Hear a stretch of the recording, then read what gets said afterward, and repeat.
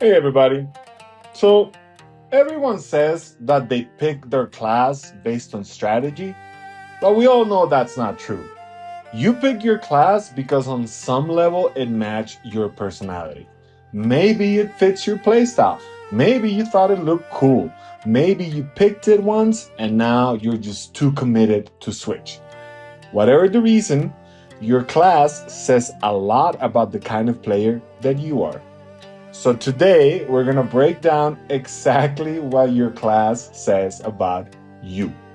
And if this feels weirdly accurate, that's between you and your matchmaking history.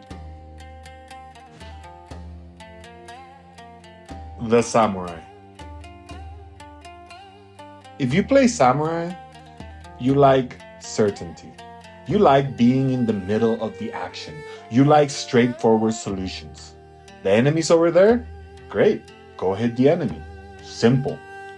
You're probably the kind of player who trusts instinct over strategy. You don't need a 5 step plan.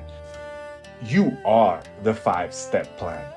If something needs to be done, you're already halfway there before the rest of the team even finishes thinking about it. There's something very direct about the way that a samurai approaches the game. And honestly, it keeps things moving. Sometimes that works beautifully. Other times, you realize halfway through a fight that maybe running into 12 enemies wasn't the best plan. But by then, it's too late. The thing about samurai players is confidence. You always believe that the fight is still winnable. Even when your health bar, your cooldowns, just basic math are all saying otherwise.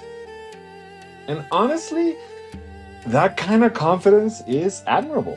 It's the kind of energy that can turn a losing fight into a comeback, or turn a manageable situation into a highlight reel for the enemy team. You also probably have at least one moment every match where you think, I can handle this, and then immediately need help. You're also not big on retreating. Not because you can't, but because it just feels wrong. Turning your back on a fight? That's not your style. You'd rather go down swinging than survive playing it safe. Still, when a samurai player is locked in, they are one of the most dependable players on the team. When they're not, well, at least they went down trying.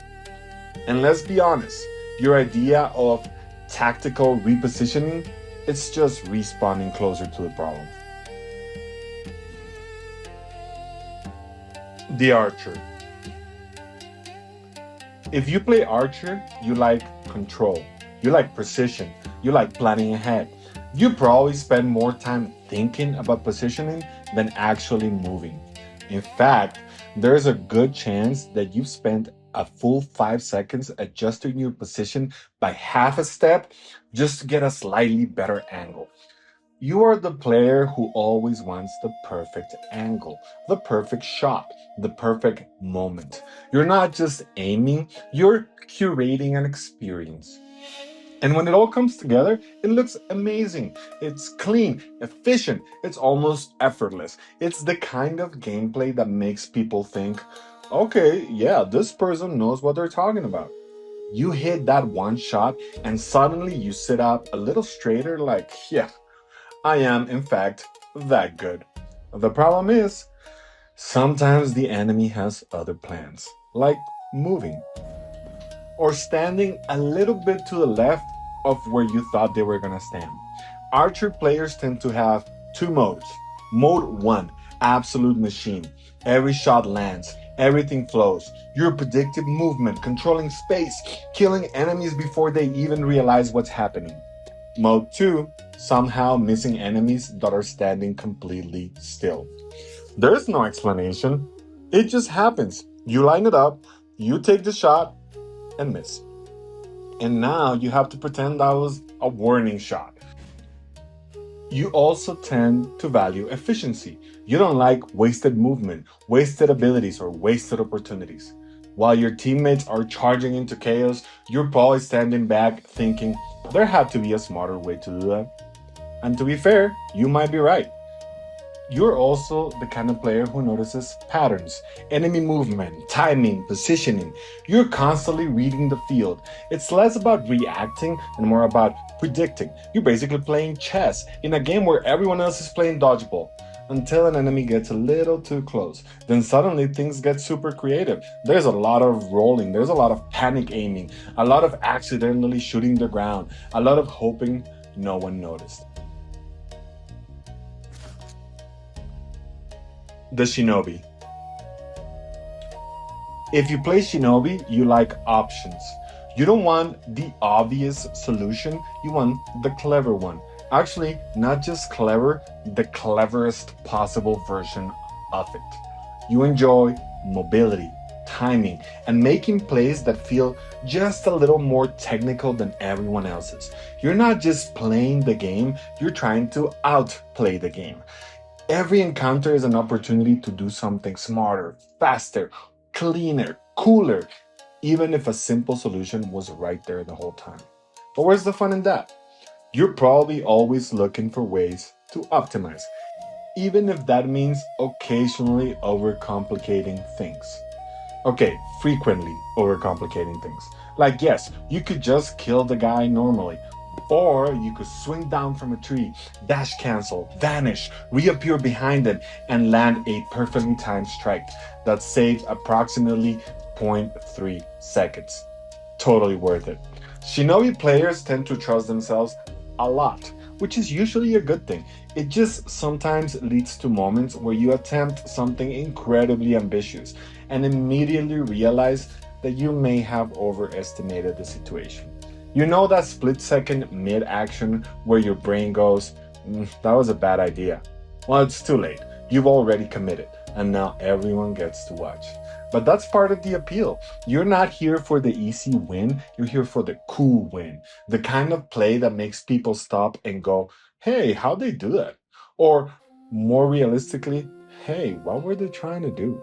Still, there's something satisfying about the Shinobi playstyle. When it clicks, it feels smooth, fast, and really rewarding. Like everything just flows. You're moving through enemies, you're chaining action together, you're making it look effortless for about 10 seconds. And then suddenly you hit a wall, you miss a timed kill, and everything falls apart like a poorly planned magic trick.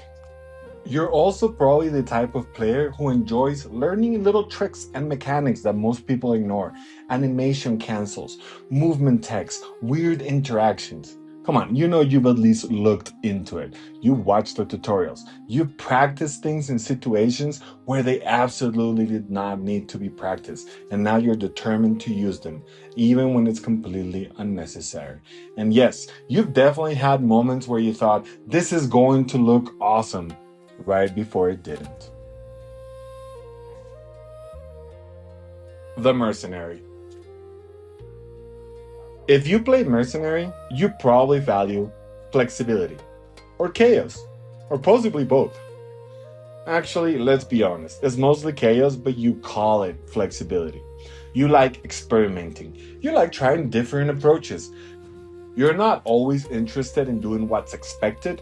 You want to see what works. And sometimes what works is something that no one else even considered, mostly because no one else would risk it.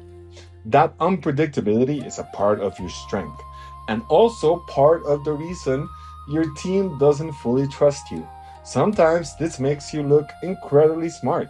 Like, you just outplayed the entire enemy team with a 200 IQ strategy. Sometimes it creates situations that leave your teammates staring at their screens like, why are you over there? But that's part of the experience. Mercenary players tend to be adaptable. You're comfortable improvising. If the original plan falls apart, you'll figure something out. Maybe not immediately, maybe not cleanly, maybe after running in a small circle for a second while you reassess, but eventually you'll get it. You're also the kind of player who doesn't panic when things go wrong. You just switch gears. New plan, new approach, same energy. Was it a good plan? We'll find out together. You also have a habit of committing to ideas way longer than you should. Like halfway through, there's a very clear moment when you realize this is not going well. And instead of backing out, you double down. Because it's not about winning, it's about proving a point. No one knows what the point is, but it will be proven. You also probably enjoy surprising people. There's something very satisfying about making an unconventional choice and have it actually pay off. And when it does, oh, you notice. You pause for a second. You take it in. You might even mentally replay it like, yeah, I meant to do that. As you should. Because half the time, even you weren't sure that was going to work. And the other half of the time, you're still not sure, but it worked anyway, so we're counting it. So, what does this actually mean? And here's the truth. No class is better. No class automatically makes someone a great player.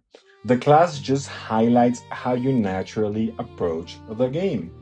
Some players go all in, some stay calculated, some adapt, some improvise. And honestly, that variety is what makes this game so much fun because every match feels a little different. Every team has its own rhythm, its own chaos, its own moments where everything somehow works or completely falls apart. Well, most of the time it falls apart. The rest of the time is just four people silently judging each other's decisions. Alright, now it's your turn. What class do you play? Was this accurate or am I completely off? Let me know in the comments. And that is it for today's video. Thank you so much for watching. If you enjoy my content and you want to support the channel, there are a few ways that you can help out. First, drop a like on the video and share it with your friends, family, or anyone you think would enjoy it. It really helps the channel grow. Second, don't forget to subscribe and turn on notifications so that you never miss a future video. And third, if you would like to support me directly, you can do so at all-gaming.com. In there, you can buy me a coffee, and now you can also rep the channel with your own merch. You can grab your Loot Goblin t-shirt or the classic It's Not a Glitch, It's a Tech t-shirt over on my shop. All the links you need are in the description. Thank you again for watching. I appreciate every single one of you. See you in the next ones.